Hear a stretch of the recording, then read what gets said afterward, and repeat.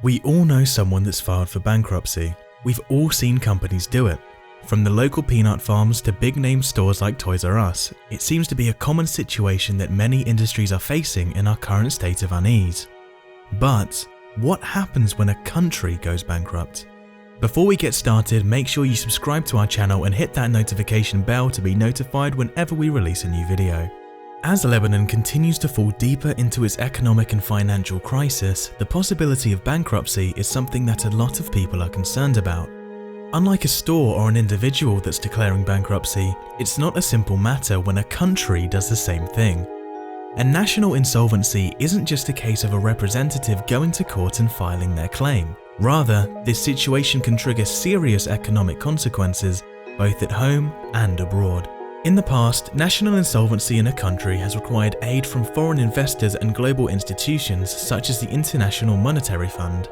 Many fear this aid won't be available.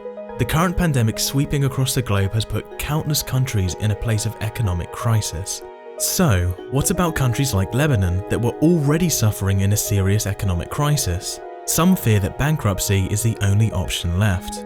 What exactly does it mean when a country goes bankrupt? This has very little to do with the citizens of the country in question. Better planning and better spending on your end could not have kept your country out of this economic crisis. When a country goes bankrupt and seeks national insolvency, it means that the government of said country, in this case the government of Lebanon, has defaulted on its loans and failed to repay its debts. Sometimes this is due to mismanaged finances, and other times war can send a country so deep into debt it has no choice but to default on its loans. This is not a new phenomenon. Greece and Iceland both neared national insolvency in 2008 and 2009 respectively. Germany has fallen into national insolvency twice, once after World War I and again after the Second World War. Russia and Argentina have both fallen victim to national insolvency as well. When this happens, massive inflation almost always follows suit. This directly affects the country's consumers and various businesses. The value of the nation's currency plummets. Bank runs from panicked customers can also cause bank accounts to freeze or limits to be placed on how much a citizen can withdraw at once. Another effect that has often been seen during times of national insolvency is that of social unrest and political upheaval. This has been documented twice. The national insolvency of Iceland cost thousands of citizens their jobs and their life savings, and as a direct result, the head of Iceland's central bank was forced to resign. Again, social upheaval in Argentina resulted in rioting and looting, as well as mass protests of the government in large. Lebanon has a high debt to GDP ratio. Presently, it's estimated to be about 150% by the World Bank. Even better, the same industry has projected that this will increase.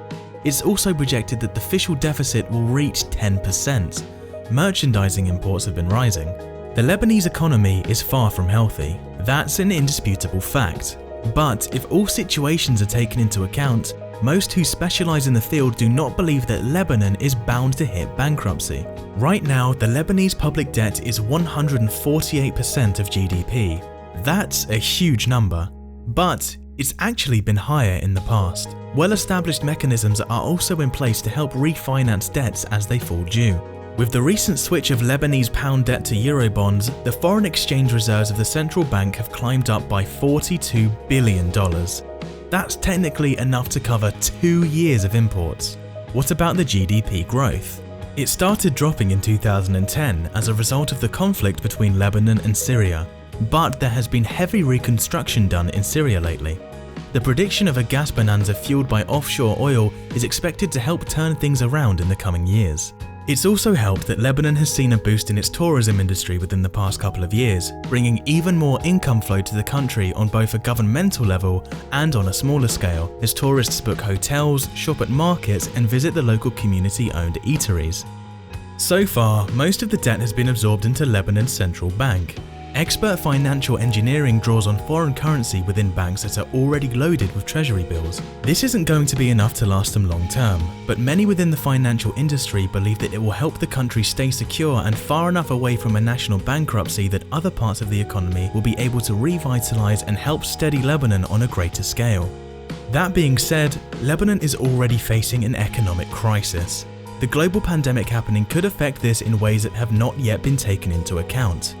While it's anticipated that the government will be able to recover before officially reaching national insolvency, that does little to help the tens of thousands of families already suffering from a lack of jobs and a disruption in their normally secure income. Families have already started dipping deep into their life savings.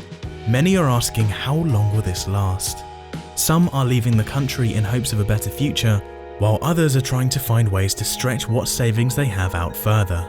Until the government manages to correct this disruption, there's little that the people can do.